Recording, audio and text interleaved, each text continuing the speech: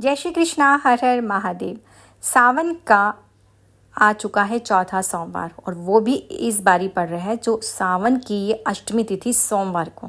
जब सोमवार की अष्टमी पड़ती है वो भी शुक्ल पक्ष की अष्टमी हो और सावन की अष्टमी सोमवार तिथि के दिन, तो बहुत ही ज़्यादा दुर्लभ योगों का निर्माण होता है। और इस अष्टमी तिथि पे अगर आप करते हैं ये छोटा सा एक काम, तो आपके जीवन में चल रही कैसी भी समस्या वो अवश्य दूर होती है।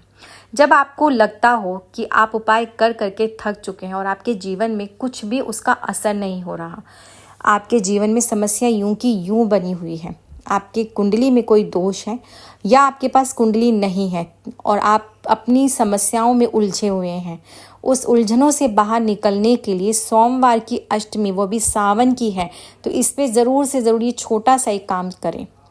इसलिए कि महाकाल का जब हाथ होता है सर के ऊपर, तो जीवन में कोई भी समस्या आपको छू भी नहीं सकती। तो महादेव को प्रसन्न करने के लिए सोमवार की अष्टमी के तिथि दिन कर लीजिए छोटा सा खास उपाय। मगर आप कोई भी उपाय करें ना, पूरे विश्वास और श्रद्धा के साथ कीजिए। महाकाल आपके जीवन के हर कष्ट, विघ्न, बाधा, दुख, दरिद्रता सबको दूर करेंगे। तो महादेव को प्रसन्न करना है तो सबसे पहले मैं आपको बता दूं कि महादेव को एक चीज़ बहुत ज़्यादा अधिक प्रिय है, वो है बेलपत्र। इसलिए कि बेलपत्र भगवान शिव शंकर के आंसुओं से उत्पन्न हुआ था।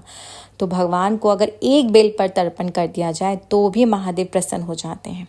और आपके पास अगर एक बेलपत्र भी ना हो, अगर मंदिर गए हो और वहाँ पे चढ़ा हुआ बेलपत्र मिल जाए तो उसे धोकर चढ़ा दीजिए, तो भी भगवान को वो प्रिय है।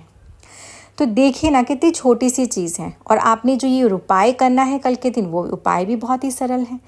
तो बस ज़्यादा परेशान होने की ज़रूरत नहीं है। समस्या अगर आपकी कुछ इस प्रकार हो, धन से जुड़ी समस्या है, विवाह दाम्पत्य जीवन में समस्या बनी है, संतान सुख की प्राप्ति नहीं हो पा रही, धन से जुड़ी समस्या इतनी ज़्यादा है, धन आवक रुकी हुई है, व्यापार बिल्कुल ठप होने को है, व्यापार चल नहीं रहा है, समस्या किसी भी प्रकार की हो सकती है, रिश्ते मजबूत नहीं है, कलह लड़ाई झगड़े घर में बहुत ज़्यादा चल रहे हैं, नज़र बुरी बला है, तो ये उपाय ज़रूर से ज़रूर आप अवश्य कीजिए।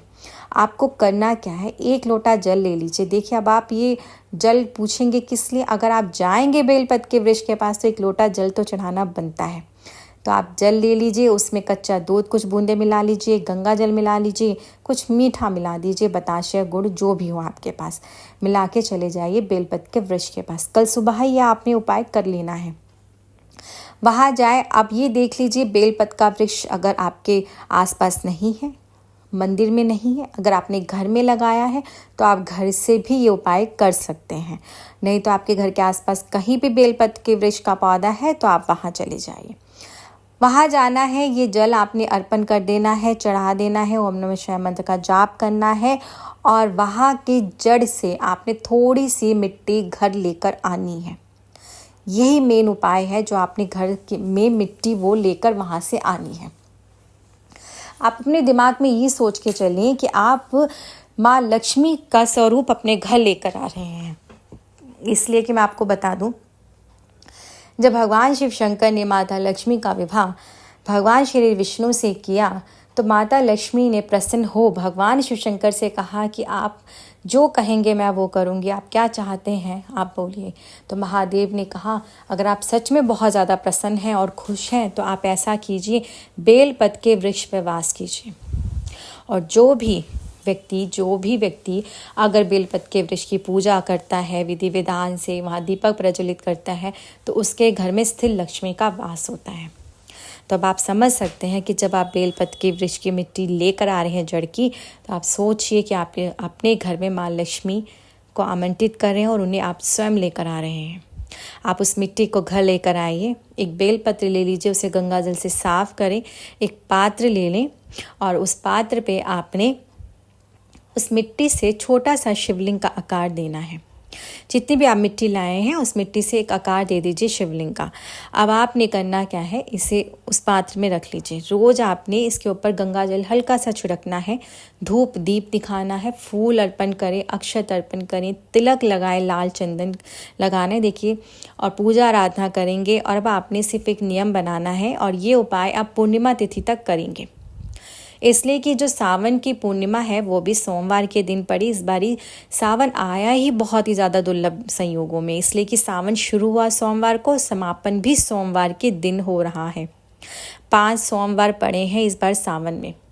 तो 19 अगस्त को जब सावन का आखिरी दिन है, वो भी सोमवार, और उस दिन है पूर्णिमा तिथि, तो आपने ये उपाय सुबह के समय कर लेना है। तो सबसे पहले आप जो कल करेंगे वो आपने मिट्टी ले आए, शिवलिंग का आकार दिया, पूजा आराधना करी। अब आपको मैं एक मंत्र बताऊंगी, इस मंत्र को मैं स्क्रीन पे भी शेयर कर दूंगी। आपने इस मंत्र का उच्चारण 108 बार करना है। मतलब कि आप रुद्राक्ष की माला ले लें, कमलगट्टी की माला ले लें, जो भी माला आपको मिलती है आप ले लीजिए, और उससे एक माला जाप आपने करना है। सुबह शाम दोनों समय कर सकेंगे तो अति उत्तम होगा, नहीं तो आप एक समय तो अवश्य ही करें। आप वही शिवलिंग जो आपने बनाया है उसके समक्ष बैठ जाइए और अपने घर में ही एक आसन जरूर लेना, और पूजा आराधना करने के बाद आपने इस मंत्र का उच्चारण करना, ओम श्रीम वर्धनाय नमः, ओम श्रीम वर्धनाय नमः। इस मंत्र का आपने प्रेम भाव के साथ और इसका जाप करना है। जाप हो जाए, रोज आपने उसी प्रकार से विधि विधान से पूजा आराधना करनी है, मंत्रों का उच्चारण करना है। फिर पूर्णिमा तिथि के दिन आपने करना क्या है, जो आपने मिट्टी रखी हुई है इस मिट्टी को आपने उठाना है, और जो बेलपत्र उसके नीचे रखा था वो भी आप उठा लीजिए। इसे उठाकर आप एक लाल कपड़ा ले लीजिए और उसके अंदर इसकी पोटली बना लीजिए। पोटली बनाने के बाद इसमें थोड़े से आपने जौ के दाने भी रख देने हैं, और आप थोड़ा सा इसके अंदर कपूर रख दीजिए। रखने के बाद इस पोटली को, अगर आपको लगता है कि आपके घर में धन की कमी है, तो इस पोटली को आप उठाकर 40 दिन के लिए लगातार अपनी अलमारी में, तिजोरी में, धन रखने के स्थान पे, दुकान के गल्ले में, कहीं पे भी रख दीजिए। दूसरा, अगर आपको लगता है कि आपके घर में नेगेटिविटी बहुत ज़्यादा है, वो दूर हो जाए, तो 40 दिन के लिए लगातार आपने इस पोटली को अपने मुख्य दरवाजे पर बांध देना है। और 40 दिन के बाद आपने जब ये पोटली निकालनी है तो आपने जल प्रवाहित करनी है। तीसरा, अगर लगता है कि आपके दुकान पे ग्राहक नहीं आते हैं, आपका व्यापार बहुत ज़्यादा ठप है और समस्या आपकी बहुत ज़्यादा धन से जुड़ी हुई है, तो आप इस पोटली को अपने दुकान के मेन गेट पे, ऑफिस के मेन गेट पे भी बांध सकते हैं 40 दिन के लिए। और आपको ऐसा लगता है कि आपके दाम्पत्य जीवन में समस्या बनी हुई है, उसमें प्रेम नहीं है, स्नेह नहीं है, रिश्ते आपके बहुत बिगड़ रहे हैं, तो इस पोटली को आप अपने बेडरूम में रख दीजिए। कहीं पे भी रख सकते हैं, मगर देखिए किसी का हाथ नहीं लगे, आप अपने बेडरूम में से संभाल के 40 दिन के लिए रख दीजिए। इस तरह से आप इस पोटली का उपाय विभिन्न विभिन्न तरीकों से, बिल्कुल अलग अलग तरीकों से कर सकते हैं। बच्चों का अगर पढ़ाई में मन ना लगता हो तो इस पोटली को आपने बच्चों की स्टडी टेबल के अंदर रख देना 40 दिन के लिए।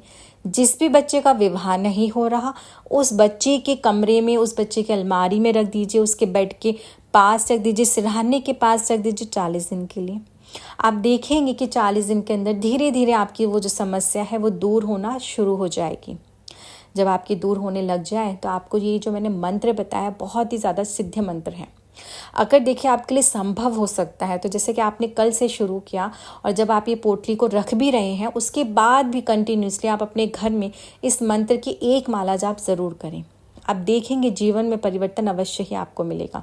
जब कई बार कहते हैं ना हम बहुत उपाय कर चुके हैं, अब तो हमें ज्योतिषियों पर विश्वास ही नहीं है, एस्ट्रोलॉजर्स पे विश्वास ही नहीं है, जब जीवन में आपके समस्या बनी हुई है तो विश्वास होगा ही कहाँ से। मगर ये एक उपाय अगर आप कल के दिन पूरे विश्वास और श्रद्धा के साथ करते हैं और इस एक मंत्र का उच्चारण अपने घर में करना शुरू कर देते हैं, जो भी सदस्य घर का करता है उसके जीवन के तो कलह दूर होते हैं, घर का भी वातावरण शुद्ध हो जाता है। तो इस मंत्र का उच्चारण कल से शुरू करें, अपने घर में जाप करना शुरू करें, आप खुद ही परिवर्तन देखेंगे। और जो परिवर्तन आपको लगे ना, दिख रहा है, तो कमेंट्स बॉक्स में ज़रूर बताइएगा। वीडियो अच्छी लगी हो तो प्लीज़ ज़्यादा से ज़्यादा शेयर कीजिए, सभी का भला हो सके, इसलिए कि एक उपाय ज़िंदगी बदल सकता है अगर उसे सही तरीके से किया जाए, और साथ में कर्म अपने अच्छे कीजिए। अगर आप कर्म अच्छे करते हैं तो आपको आपके कर्मों का फल महादेव स्वयं देते हैं। तो महादेव को प्रसन्न करने के लिए कल के दिन ज़रूर से ज़रूर एक छोटा सा उपाय करें।